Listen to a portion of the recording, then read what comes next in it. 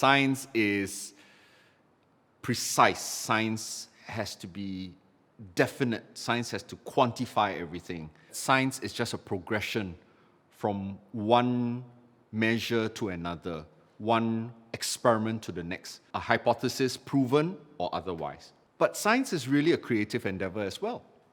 A hypothesis needs to be thought of. An experiment needs to be designed. How different pieces of information fit together requires very often what we would call out-of-the-box thinking. How can that occur if we don't have creativity? So we really have to imagine a possibility first before we can even test for it. It's as simple as that.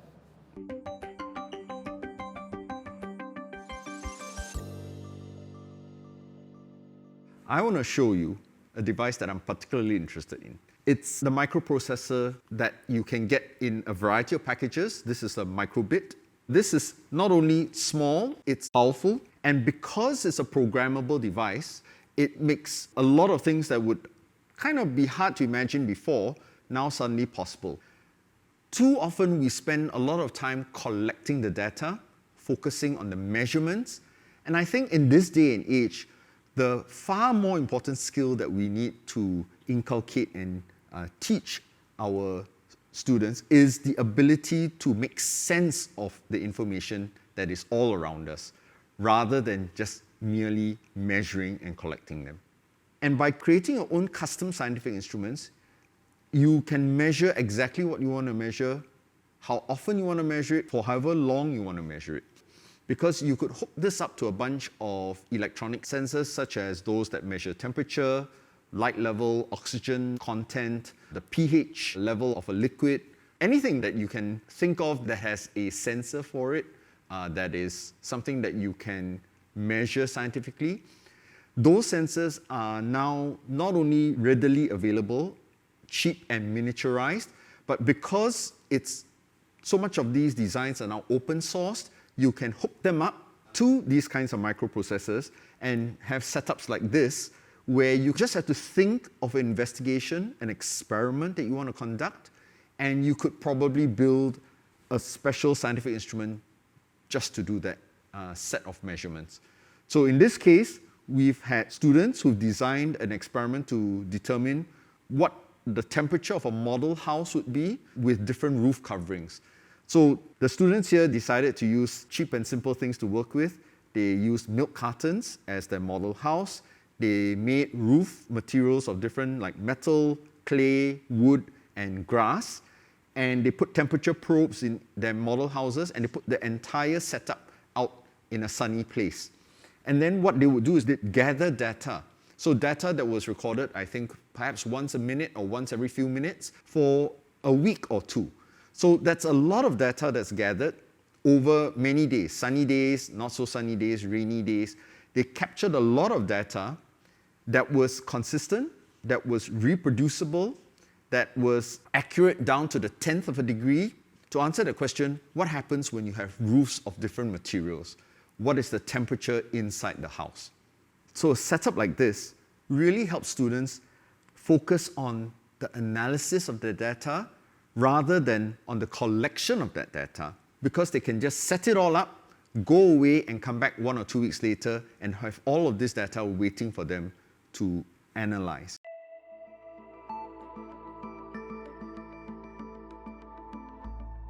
Progress in science typically comes from just someone asking a very simple question. What's next? What's beyond? What would be the next logical thing to do? In small incremental steps like this, science progresses. However, there isn't just a linear path to this progress in science. Very often, things go one step forward, 2 steps back. But we should always remember that sometimes these little setbacks actually do help push science forward. It is from the errors, the mistakes, when you know what something isn't, or when your data tells you this is not something that is working. It affords you the ability to work out what might be or what it is. At the very least, it will ask the question, then what should I do different? So some scientific progress comes from things that are almost expected. You know it's getting there. A better battery, a more fuel-efficient car, a faster microchip. On the other hand, there are some advances that are just kind of unexpected. Things that didn't go the way the researcher intended. Very often, that's how real breakthrough innovations occur. To give you an example, the Post-it note arose because the researcher was trying to develop a superglue, but instead, by happenstance, developed a very weak adhesive. Now, it could be very easy to just throw this out and say that's not what was intended, but the realization was you could still apply and make use of this weak glue. Another commonly cited example in science would be Sir Alexander Fleming's discovery of penicillin. His lab cultures got contaminated. Happens. But he noticed something very important, and this is the power of observation. He noticed where the contaminating fungus grew, bacteria didn't. This simple observation led directly to the discovery of the antibiotic penicillin. If we want to make something, if we want to find out something, it starts by taking things apart. Taking a process that you know and breaking it down to its component parts. Understanding how each of these things work, what they do, how they link together. Then we can start to build up knowledge again, create a new tapestry from the threads of what is already known. Just adding that one extra ingredient, that just one little thing that you do differently, that one new thing that you add in, together, that can actually build into something totally different.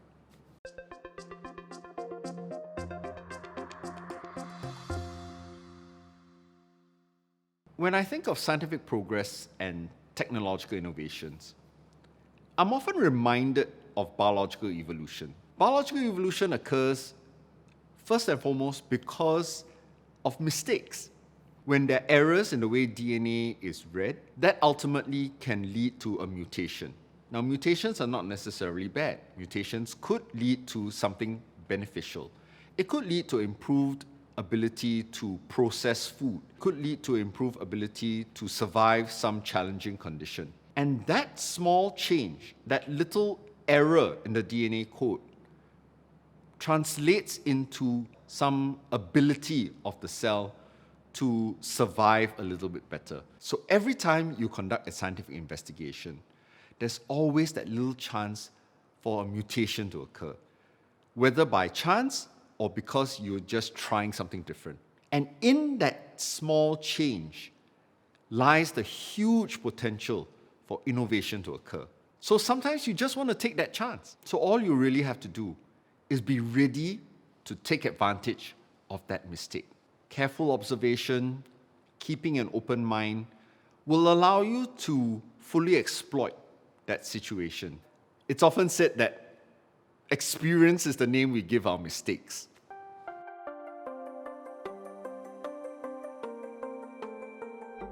So sometimes I think you just need to relax, let go, let the creative juices flow.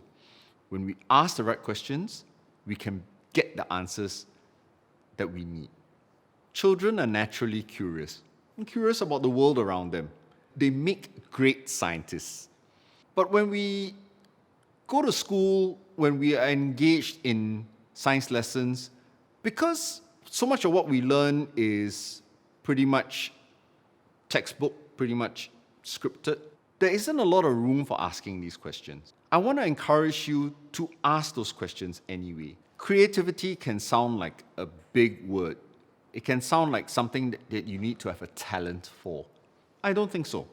Creativity is really just little steps. Galileo didn't invent a telescope. He replicated it at first, and then just by asking simple questions, how can I make it better? He just tried it out until he found solutions to what he was going for.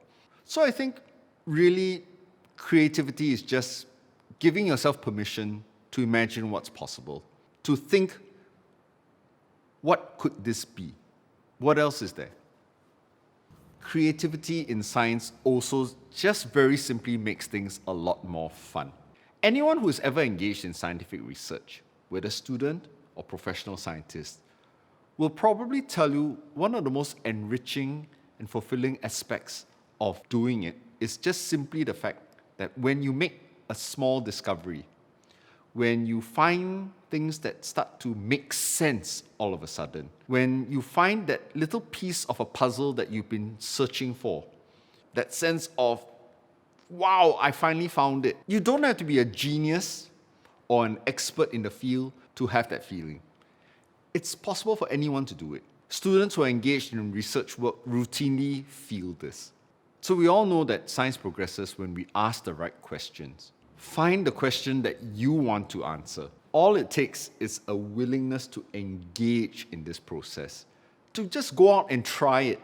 And sometimes, perhaps the most powerful learning can occur when you do that. So go out and start experimenting.